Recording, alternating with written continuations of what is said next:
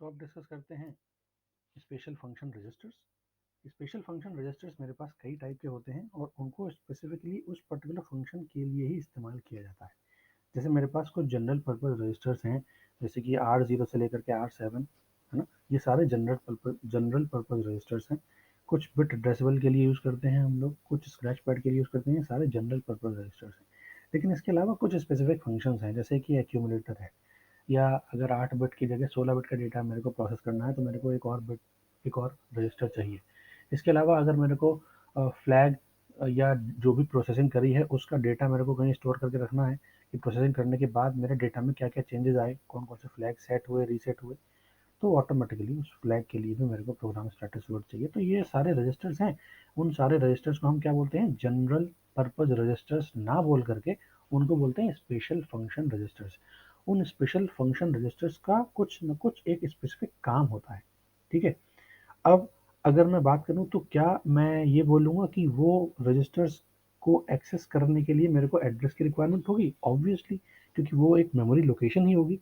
लेकिन वो memory location की एड्रेस अगर मेरे को चाहिए होगी तो उस एड्रेस को सबसे पहले मुझे ये पता करना होगा कि वो किस मेमोरी लोकेशन पर मेरे को मिलेंगे। तो बाय डिफ़ॉल्ट 8051 में मेरे को ये पता है कि कौन से रजिस्टर का क्या पर्टिकुलर एड्रेस है।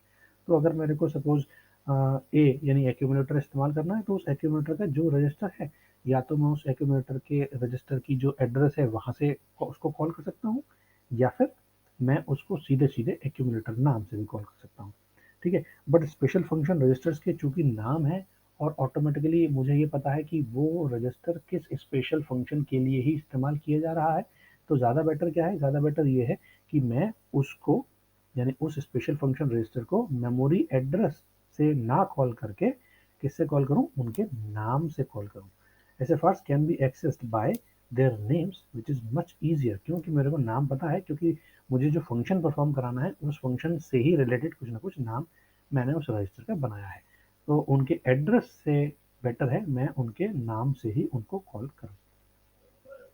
उनकी जो एड्रेस लोकेशंस हैं वो एड्रेस लोकेशंस हैं मेरी 7F के बाद, क्योंकि 7F तक मैंने एड्रेस अपनी रैम के लिए लोकेशंस रख रखी हैं। तो 80 से लेकर के रिमेनिंग FFH लोकेशन जो भी हैं, वो सारी की सारी लोकेशंस कौन सी होंगी? वो सारी की सारी लोकेशंस में हम लोग क्या बोलेंगे? वो सारी की सारी लोकेशन में हम लोग स्पेशल फंक्शन रजिस्टर्स के ही एड्रेसेस को कहीं ना कहीं स्टोर करके रखेंगे। 80 से लेकर के FF की लोकेशंस को हम सारी ही लोकेशंस के अंदर स्पेशल फंक्शन रजिस्टर्स नहीं हैं। उन जो भी रिमेनिंग स्पेसेस हैं वो प्रोग्रामर यानी जो कोड लिख रहा है उस कोड को लिखने वाला यानी प्रोग्रामर भी उस रिमेनिंग लोकेशंस को जो कि एक्सेस नहीं करी जा रही हैं उनको इस्तेमाल कर सकता है। ये मेरे कुछ स्पेशल फंक्शन रजिस्टर्स हैं, जैसे कि एक्यूमुलेटर, है ना, मैंने आपको बताया ACC। ठीक है। ये 0E0 इसका एड्रेस है, मतलब सीधे सीधे ज़ीरो हटा दो, E0 एड्रेस है। B रजिस्टर जो है ये मेरा F0 इसका एड्रेस है। प्रोग्राम स्टेटस वर्ड का एड्रेस क्या है? D0 उसका एड्रेस है। SP स्टैक पॉइंटर उसका 81 है।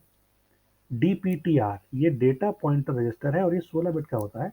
तो उसके दो 8-8 बिट के मैंने DPL और DPH रजिस्टर्स बना रखे हैं। DPL के लिए 82 और DPH के लिए 83 मेमोरी लोकेशन का एड्रेस रहेगा। पोर्ट 0, पोर्ट 1, पोर्ट 2 और पोर्ट 3 के एड्रेस मैं देख ही चुका हूँ, 80, 90, A0 और B0।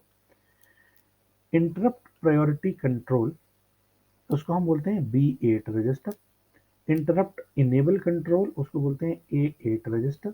टी मॉड ये मेरा है टाइमर या काउंटर मोड कंट्रोल, इसको बोलते हैं, इसका रजिस्टर का एड्रेस है 89H। टी कॉन यानी टाइमर काउंटर कंट्रोल ये मेरा है मोड कंट्रोल, ये है मेरा टाइमर कंट्रोल, इसका है एड्रेस 88।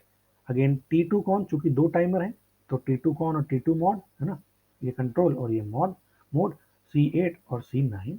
उसके अलावा मेरे पास TH0, TL0, TH1, TL1, TH2 और TL2। ठीक है।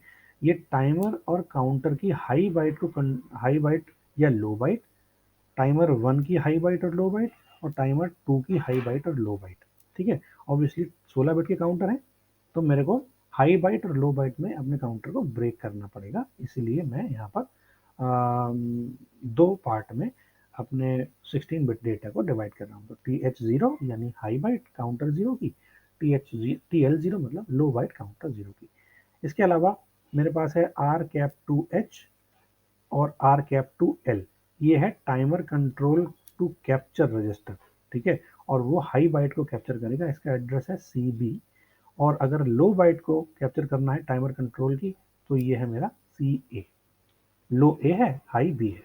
सिमिलरली SCON यानी सीरियल कंट्रोल, SBUF यानी सीरियल डेटा बफर, और PCON यानी पावर कंट्रोल, इनके लिए रिस्पेक्टिव लोकेशंस हैं 9899, और पावर कंट्रोल के लिए है मेरी 87H।